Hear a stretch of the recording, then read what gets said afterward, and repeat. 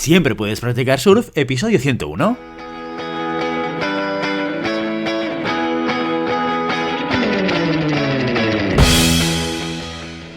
Bienvenido y bienvenida a Siempre puedes practicar surf, el podcast diario sobre recursos humanos.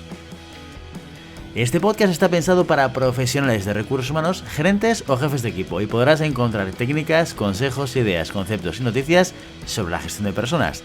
Eso sí, con un enfoque práctico y aplicable.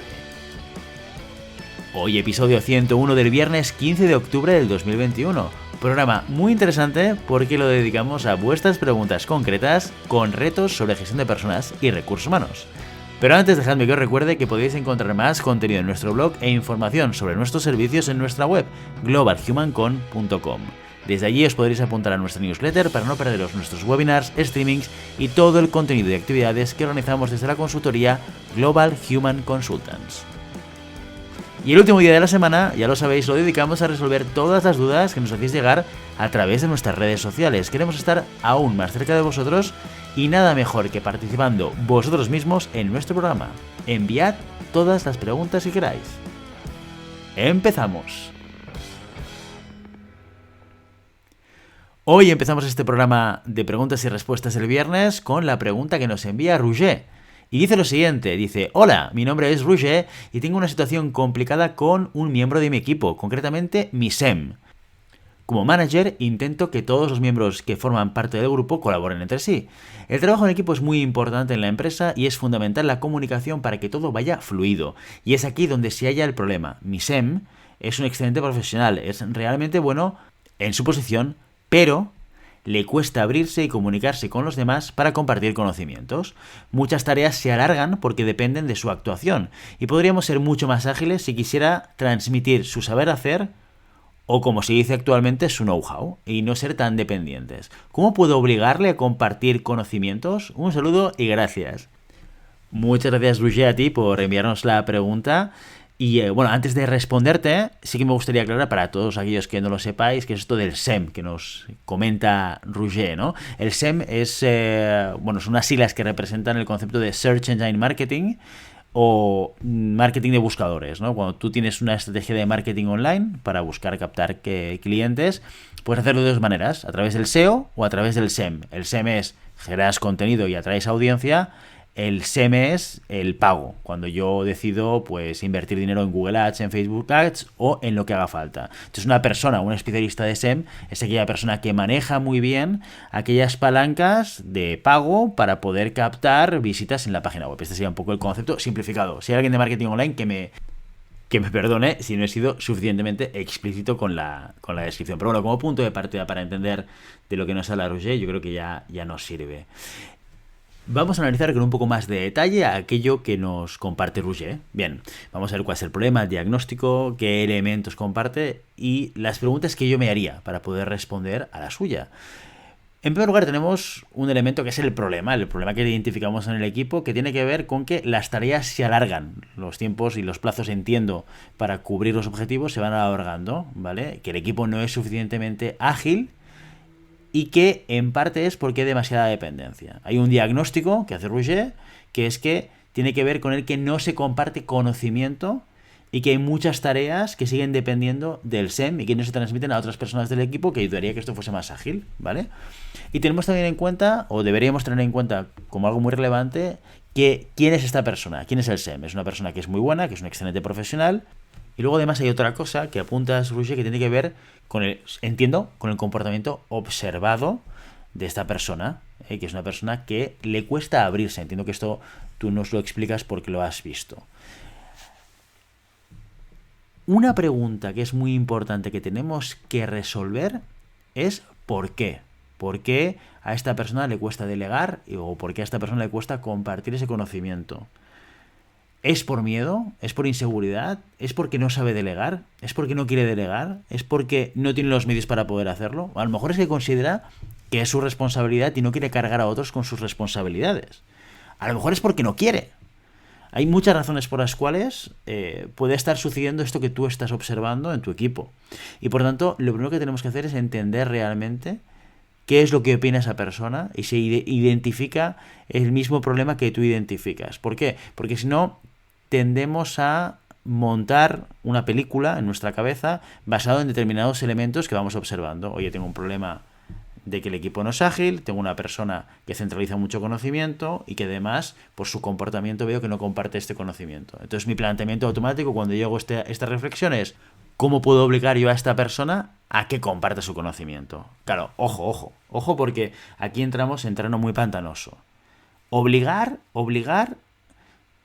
no te diría que es que no se puede, porque de hecho si estuviese en su descripción de puesto de trabajo y lo hubieses fichado con una responsabilidad de formar al equipo, por ejemplo, pues entre comillas podrías obligarle o recordarle que es su responsabilidad, que tiene que hacerlo.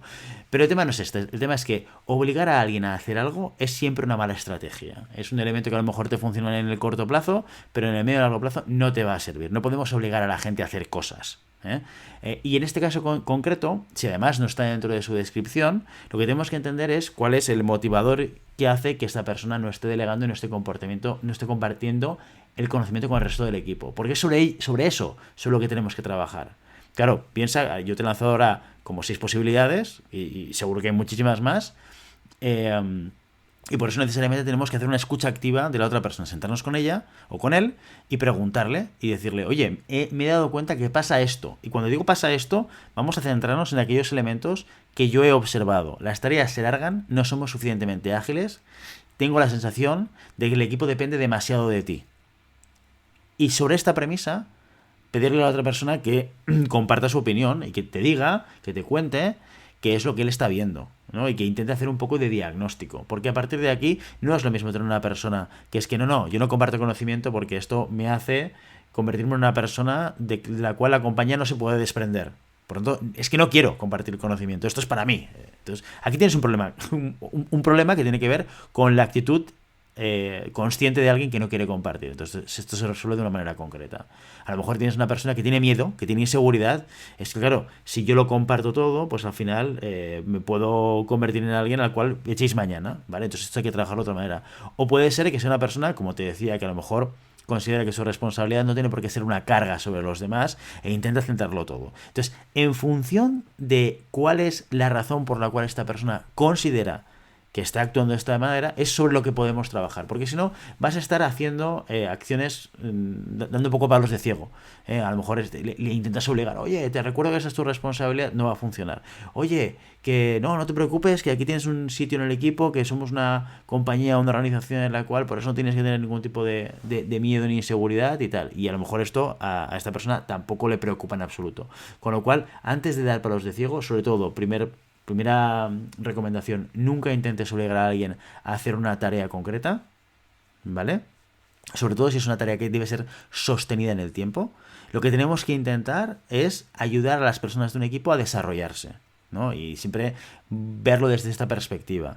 El equipo tiene que conseguir sus objetivos de ejecución de tareas, el equipo tiene que ser más ágil.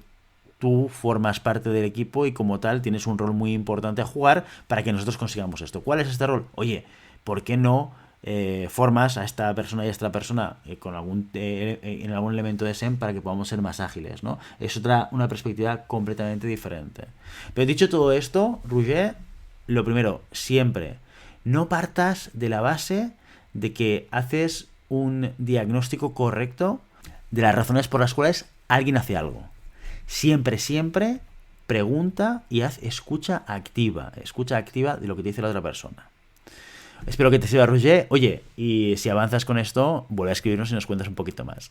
A continuación, Sarai nos hace una pregunta que nos llega con bastante asiduidad, especialmente entre las personas que están buscando trabajo o empleo. Dice lo siguiente, dice, hola GHC, estoy harta de ver mis candidaturas descartadas en InfoJobs. Una vez incluso me descartaron a los minutos de haber aplicado a un puesto. Tengo experiencia laboral, aunque mis estudios son básicos. ¿Qué aspectos puedo destacar en el CV, en el currículum, para que llame la atención y no ser descartada con tanta frecuencia? Muchas gracias, Sarai. Bueno, lo primero que me gustaría explicarte, Sarai, y creo que es importante entender cómo funcionan estas plataformas como InfoJobs, es que tienen cribadores automatizados.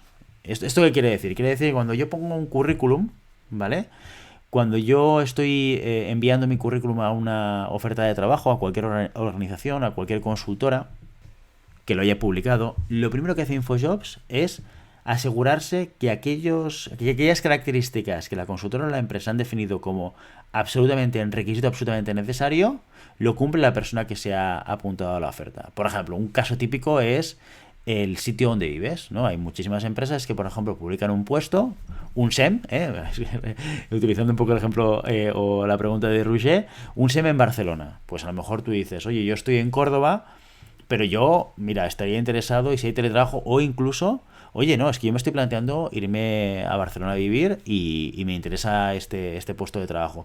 Si tú aplicas y en tu currículum, en tu perfil de InfoJobs, pone Córdoba y la otra empresa ha dicho que solamente quiere candidaturas de Barcelona, vas a quedar automáticamente descartada del proceso de selección sin que la otra empresa haya tenido la oportunidad de leer tu currículum, ¿vale? Estas son las cosas que tenéis que tener en cuenta cuando enviáis vuestro currículum a través de estas plataformas. Por tanto, lo primero que hay que hacer siempre, siempre, siempre es leer de manera crítica el anuncio que la consultora, la empresa han escrito y han redactado. ¿Por qué? Porque ahí están las claves de los elementos que van a tener en cuenta para cribarte o no, ¿vale? El primero es la criba automatizada del ATS de turno, del InfoJobs o de la plataforma de turno, ¿vale? Entonces, ya si sabes que hay elementos muy, muy hard, por ejemplo, el de la geografía, por ejemplo, uno que muchas veces es el idioma, ¿eh? Ostras, pues yo busco una persona para hacer desarrollo de negocio y necesito que tenga un nivel nativo de inglés. Bueno, pues si tú esto no lo pones en tu currículum o pones inglés medio o medio bajo, es natural que te vayan a descartar por esto, porque sin un inglés nativo consideran que para este puesto de trabajo pues no tienes las competencias adecuadas, ¿vale? Claro, luego está la criba no automatizada, la de la persona, la del recruiter, la que al final una persona que está leyendo tu currículum, ¿no? Ahí tienes una segunda oportunidad porque ya no hay una máquina que lee una palabra y que te descarta por no tenerla, por ejemplo, sino que la persona hace un análisis de tu currículum para ver si encajas o no con la oferta. Igualmente te digo, muy importante que alinees tu currículum con aquellas cosas que te está pidiendo la oferta de trabajo. Y no te estoy diciendo que mientas, Saray, o sea, no tiene que ver con mentir, tiene que ver con que si tú tienes una serie de experiencias que te pueden ayudar a posicionarte como candidata potencial para un puesto, mira la oferta, mira qué tipo de lenguaje utiliza, porque todos sabemos que pues a lo mejor un account manager y un key account o un CAM pueden ser puestos muy similares, pero cuando un recruiter está analizando un perfil no tiene por qué tener los conocimientos de sector o de mercado que le ayuden a identificar que diferentes palabras pueden significar lo mismo. Entonces, si te están buscando o si esa empresa está buscando un key account y tú has sido una persona, un comercial de ventas, pon key account, utiliza su propia nomenclatura para que ellos rápidamente puedan entender que esa experiencia, la experiencia que tiene Saray es la que está relacionada con mi necesidad o con la necesidad de mi cliente, ¿vale? Normalmente, cuando tienes muchos descartes por currículum, quiere decir que es que no hay mucho match entre, o sea, no hay mucha relación entre lo que pone en tu currículum, lo que pone en el papel de tu currículum y lo que la empresa está buscando. O sea, esto suele ser así. Como anécdota os explicaré un caso de una persona a la que le estaba ayudando en todo el proceso de cambio profesional y me decía, oye, Guillermo, no entiendo qué pasa. Me descartan en prácticamente todos los procesos de selección a los que le envío el currículum. Y yo le pregunté, oye, pero ¿cuántos currículos has enviado? ¿A cuántas ofertas te has apuntado en el último año? Y me dice, a 450. Entonces, claro, 450, o sea, esto es enviar más de un currículum al día. Prácticamente, no, dos no, pero bueno, si cuentas solamente los días laborales de lunes a viernes, igual te salen hasta 2 currículums al día. Y le pregunté, ¿pero a qué tipo de puesto estás aplicando? Y me dice, mira, yo estoy viviendo en Barcelona y me quiero ir a vivir a Holanda. Y estoy buscando un puesto comercial de responsabilidad en un sector concreto. Y le pregunté, pero ¿al año hay 450 posiciones abiertas en Holanda para ser comercial con responsabilidad en tu sector?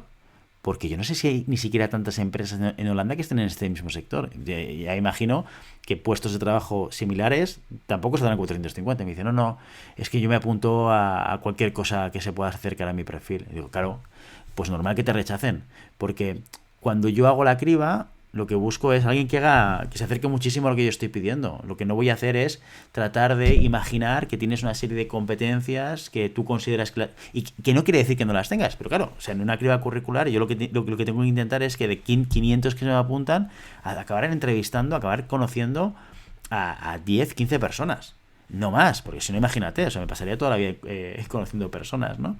Entonces, tienes que jugar a este juego, tienes que saber que tu currículum tiene que acercarse a lo que pone la oferta de trabajo, ¿eh? Y yo siempre digo que a día de hoy tenemos unas herramientas fantásticas como InfoJobs o LinkedIn, donde está el detalle de la oferta, que muchas veces ese detalle está definido prácticamente como si fuese la descripción del puesto de trabajo dentro de la empresa, con lo cual hay muchísima información de valor que te puede ayudar a pasar ese primer filtro curricular, que es la primera fase de cualquier proceso de selección. Espero, Saray, que te haya ayudado. Oye, y si no, cada 2 meses recuerda que hacemos streaming para candidatos, donde hablamos de entrevistas, preparar currículums y un montón de cosas interesantes con las consultoras de GHC que ayudan con experiencias propias, incluso participando con gente que va al directo, para poder dar más información sobre cómo trabajar esa parte de la búsqueda desde el perfil de candidato. Muy bien, y por último, para este viernes tenemos a Jordi, que nos hace una pregunta relacionada con las técnicas proyectivas, ¿eh? Y dice: hola Guillermo, hace tiempo escuché que las técnicas proyectivas, y más concretamente la de Rorschach, se utilizan mucho para evaluar a candidatos para puestos directivos y alta gerencia. ¿Es eso cierto? ¿Es un mito? ¿En GHC utilizáis técnicas proyectivas? Espero que no sea inconveniente la pregunta. Un saludo, Jordi. Pues no, para nada, ningún inconveniente, Jordi. Pues mira, yo, que llevo en el sector de recursos humanos pues 18 años, nunca jamás he utilizado la técnica proyectiva de Rorschach, pero me consta de gente anterior a mí, y no sé si actualmente habrán empresas que lo utilicen. Rorschach es un test proyectivo que tiene promotores y detractores, ¿vale? Como pasa con muchos test proyectivos, y que tiene por objetivo medir la personalidad. Uno de los elementos más complejos de este test es la interpretación, porque es muy, muy, muy subjetivo. Pero bueno, yo no te quiero decir que no hay nadie, pero vamos, yo no conozco a nadie que a día de hoy lo utilice en procesos de selección. Quizás en la parte clínica sí que se ha utilizado un poquito más para identificar psicopatologías, ¿vale? Pero este no es mi campo y no te puedo contar muchísimo más sobre ello. ¿Sobre test proyectivos que utilizamos nosotros? Sí, nosotros grafología es una de las herramientas y de las palancas que utilizamos siempre en todos nuestros procesos de búsqueda de talento. Y lo utilizamos como un elemento más, ¿eh? Nosotros entendemos el proceso de búsqueda como un proceso que nos ayuda a conocer a una persona en toda la profundidad que nos permite el tiempo que le dedicamos, pues, que es pues una serie de entrevistas aproximadamente que pueden llegar a las 2 horas, entre entrevistas telefónicas y entrevistas cara a cara, 2 o 3 horas incluso, o a través de los diferentes test psicotécnicos que utilizamos para entender y valorar sus competencias, ¿no? Y entre todo esto hay un test proyectivo que es el de la grafología que utilizamos siempre para poder contrastar cosas que vemos en otras evaluaciones. Si quieres saber más sobre grafología, por ejemplo, tenemos un capítulo con Pilar Pérez, que es una de las grafólogas del equipo de Olar Juegan Consultants, que te explica más sobre él. Pero sí, desde mi punto de vista, una técnica proyectiva no como único elemento, nunca, pero sí como un elemento adicional para contrastar aquello que has podido ver. Yo creo que es interesante y que te puede aportar. Me espero, Jordi, que te haya respondido a tu pregunta. Y ya sabes, no puedes tenerlas solas, pero siempre puedes practicar solo. Y hasta aquí nuestro episodio de hoy. Como siempre, queremos invitaros a que os pongáis en contacto con nosotros, nos deis vuestra opinión y nos sugeráis si tenéis algún tema o alguna pregunta concreta. Lo podéis hacer a través de la página de contacto en globalhumancom.com/contáctanos o a través de las redes sociales. Estamos en Facebook, en Instagram, en Twitter y en LinkedIn. Y si el contenido de este podcast te gusta, no te olvides suscribirte, darnos 5 estrellas en iTunes y me gusta tanto en iVoox como en Spotify. Igualmente recuerda que puedes encontrar más contenidos, noticias y recursos en nuestra web, en globalhumancom.com. Muchas gracias por todo, por tu tiempo, por tu atención y por tu interés en estos temas sobre gestión de personas. Nos escuchamos la semana que viene, lunes, con una nueva entrevista interesantísima. Hasta entonces, feliz fin de semana.